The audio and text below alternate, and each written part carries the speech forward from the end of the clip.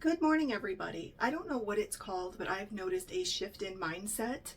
I grew up Gen X, 1970s to 1980s, and people weren't like this back then. I don't recall it anyway. I saw a news station the other day. I forget which day it was. I don't even know how to look it up. But there was this fire. And the people that lived on that street were affected because of the smoke in the air. But it's what they did that really puzzles me. See, growing up Gen X in the 70s and 80s, we were basically told what to do when we were home. When we were told to get out of the house, we did, and then we were on our own for a while until we had to go back inside. But if somebody said to us while we were in our home, do this, that, or the other thing, you didn't tell them, no, I'm not going to do that. You just did it. Because, I'm sure you've heard about the sideways eye. So you just did things. And that's how we were raised. And that's stuck with me my whole life. I try to follow rules. Now there are some that, I don't follow if I don't think they're right. But if there was a fire near me and the smoke was causing pollution to the point I couldn't breathe,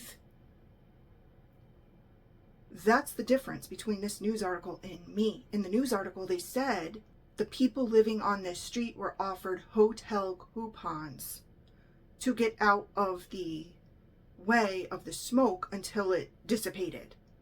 And they refused. Their argument is it's a pain in the neck to have to go to a hotel.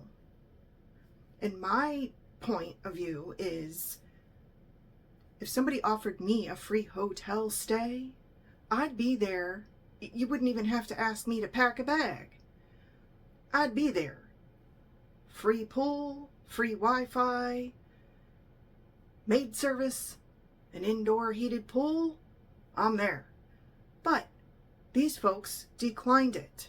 They didn't want to go to a hotel. It inconvenienced them. So I don't know what that shift in mindset is, but that's not how it was when I was growing up in Gen X, 70s, 80s. And I don't know what it's called, if there's a name for it, but it's definitely a mindset shift. I think it's human nature in all of us to be a little stubborn. Have you ever heard of eminent domain? It's when a government can come in and take your house. They pay you outright and tell you to get out because they want to use it for their purposes. That sometimes can be worthy of a fight. You might be losing your childhood homestead or a home that was in your grandparents' name for hundreds of years. But if you're sitting in the middle of dense, thick smoke pollution in your neighborhood because there was a fire, it's wise to take the hotel coupon and go stay in a hotel until it's safe to return. It's stubborn to say, nope, I'm going to sit here. But they should fix it. So that's the mentality today.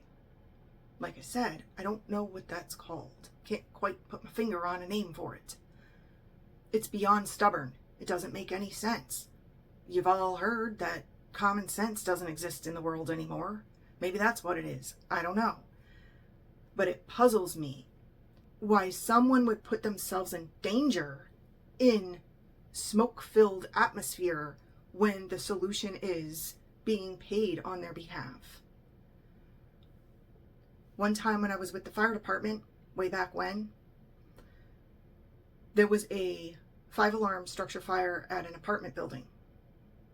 And the roads were all blocked. I couldn't get to the canteen truck where I was a volunteer that served refreshments to first responders. The American Red Cross was there, police were there, fire trucks were there from different stations and actually different towns even. It was a huge, massive fire.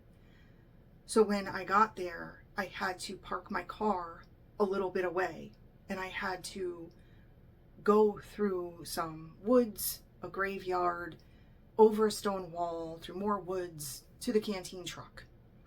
And the smoke filled the atmosphere. It was so thick I couldn't breathe. It burned my lungs. After this, for days and days, it filled my lungs and burned it. I could not breathe. I was coughing. It was horrible. So you see, I do have experience with this. And if somebody were to say to me before I got there, turn around, you can't get through, we're going to give you a pass to go to a hotel, I'd have been in the pool by 6 p.m. You know what I'm saying? Like, that's why it's puzzling why somebody would rather stay in their house where there's pollution making them sick, making their family sick, than taking them up on the offer of a free hotel stay, and they don't have to pay a dime for it. I don't think people think through things anymore. They saw the fire. They know it's causing them health problems and they can't breathe, but they'd rather sit around and complain about it than actually do something about it and get themselves out of the situation temporarily until it's fixed. But instead, they chose to go on the news and complain about it. The news reporter even asked, what do you want as a solution? They're offering you a free hotel stay. And they said, well, that's not good enough. We just want the air fixed. Where is the disconnect in human thinking these days? Of course you want the air fixed, but it's not like we have a giant fan in space, like the size of a satellite, that blows around smog, fog, and pollution. This is smoke from a fire. It lingers sometimes. There's nothing anybody can do to fix it. It will go away when it goes away. Hopefully a windstorm blows through and blows it all out. But that's what I don't get. The reasoning in people sometimes, it's missing. If someone was homebound and could not leave their home for medical reasons, I could see that. I could understand that. But these are young, healthy people.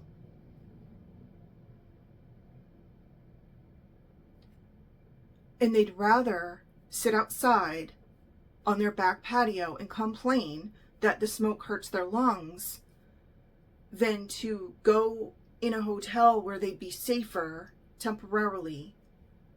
See, I don't get that. But more importantly, they're doing this to themselves because they're offered a way to fix it. The air isn't going to magically dissipate the smoke, but they are offered a way to fix it. And that's my point. When there is a solution, take it. But I don't understand people who sit around and complain about their circumstances when there's a solution and they don't even try to help themselves.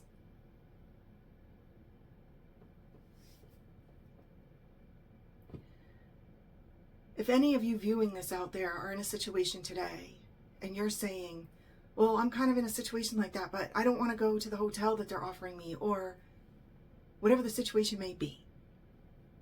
You're offered something, but you don't want to do it. So you rather stay and complain about your circumstances. We didn't have that option in Gen X. We had to just keep going. We just had to get through it. So what I would say is, if you are in that situation and you're watching this and you're, saying to yourself, well, that's mean. She doesn't understand. I do understand.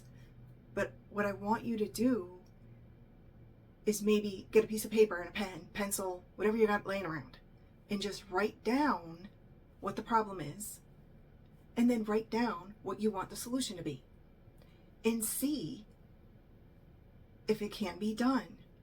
So in this example, there's a fire in the neighborhood.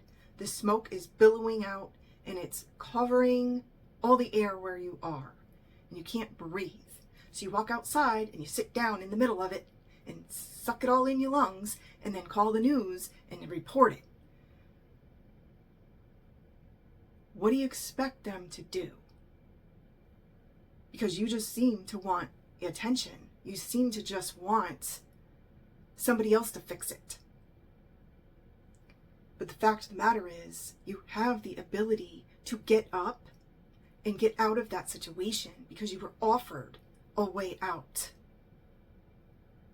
So, in your notes, the air isn't going to magically dissipate. So what do you do next?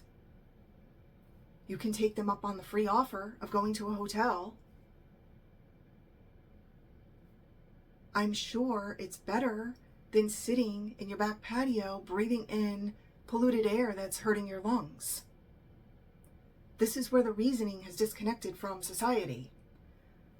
Gen X, we were reasoners, we were thinkers because we had to be. We had no choice. We were left alone. But today there's no reason or excuse. We didn't have the internet back then. We had to figure out our own solutions. People today just go up on this telephone and ask the computer what to do. And the computer is not always right. People need to learn to think again. Because it seems that we've all taken the lazy way out, even me. You don't know how many times I get up on that Siri and ask it questions. But when something happens like this, and there's a catastrophe, people don't know what to do. Thank you so much for watching today. Take care.